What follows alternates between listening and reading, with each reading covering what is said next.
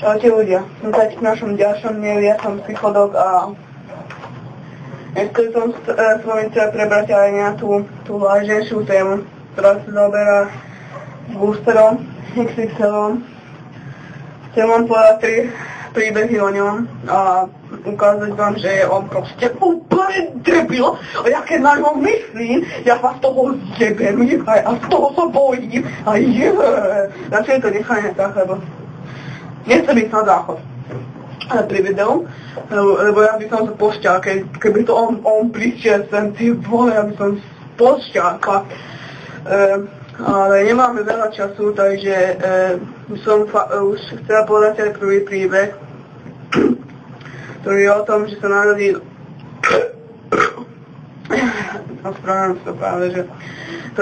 že sa narodil jeden veľmi malý a roztomilý alebo zlatý chlapeček, ktorý vedel vyčarovať každému úsmev na tvári. Ale keďže on vyrástol, tak sa stala jedna veľká pohroma.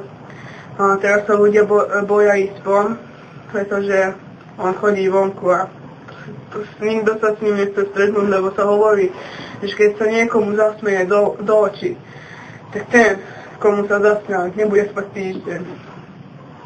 Ale ja som jeho jediný kamarát a dúfam, že nedlho budem už jeho kamarát. To si ti počuli ste to? To mi ako on by bol. Ja to nechcem. No nechcem. Poďte plašať, nebude si so mnou zahrávať.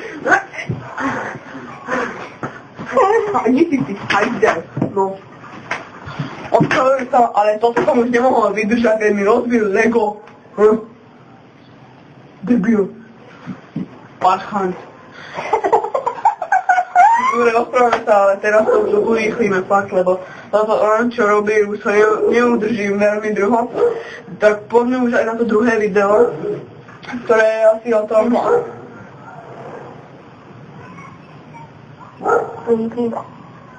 Tak druhý príbeh, ospravedlňujem sa. Predstav si trošku múdry, ktorý je o tom, že boosterom sme našli domov, no.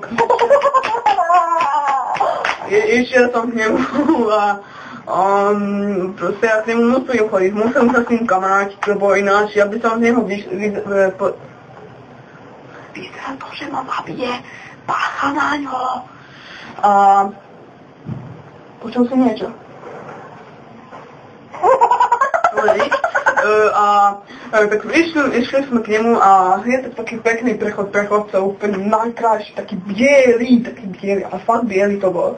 A ide bicyklom a ide pekne, ale úplne, že rovno, úplne, že tam nezabočil ani nič, len rovno. A zrazu spadne ako smilá hruška zo stromu, ktorý sa mu jak podarilo tomuto dementovi. A viete, čo bolo najsmiešnejšie?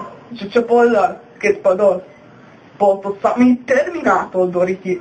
Keď spadol, povedal len toľko, že či au. Není mačka, síce, ale není, dúfam, není. Nie si. Dobre, poďme už aj na ten tretí príbeh. Toto nebolo smiešné, fakt. To je skutočný príbeh a skutočne vymyslený. A nie je o vtipu, toto video je fakt o skutočnosti a o vážnosti dementov a retardovaných ľudí. Tak poďme na ten tretí príbeh, čo fakt ukazuje, že sú akí dementi, sú pedofíli. Ťažko sa mi to hovorí, ale tak to začne. Bol som u boostera. A hrali som sa na počítači. A s pixelovou skurvenou sekerou sme rúbali pixelové drevo, keď on mi povedal, že počkaj, odídem na záchod. Ja som tak rozmýšľal pri hraní. Povedal som si, že tam je nejak dosť dlho. Som si povedal, že mu to otvorím a že sa plochne, vieš, že sa vystačím, no.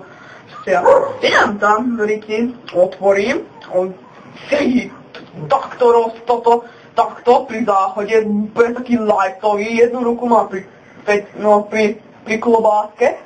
A tu sa pýtam, že čo robíš?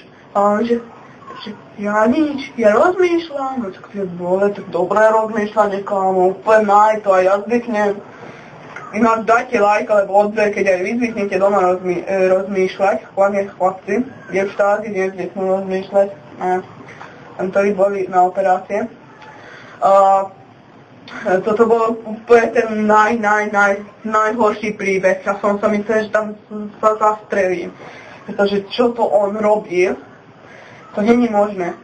Ale už skončíme, lebo už ako vidím unavený, trošku debilný, ešte viac, keď hovorím.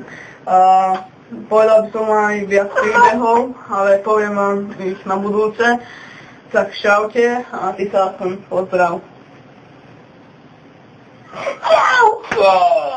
Debilný pozdrav a zorový príklad retarda. Tak čaute ľudia.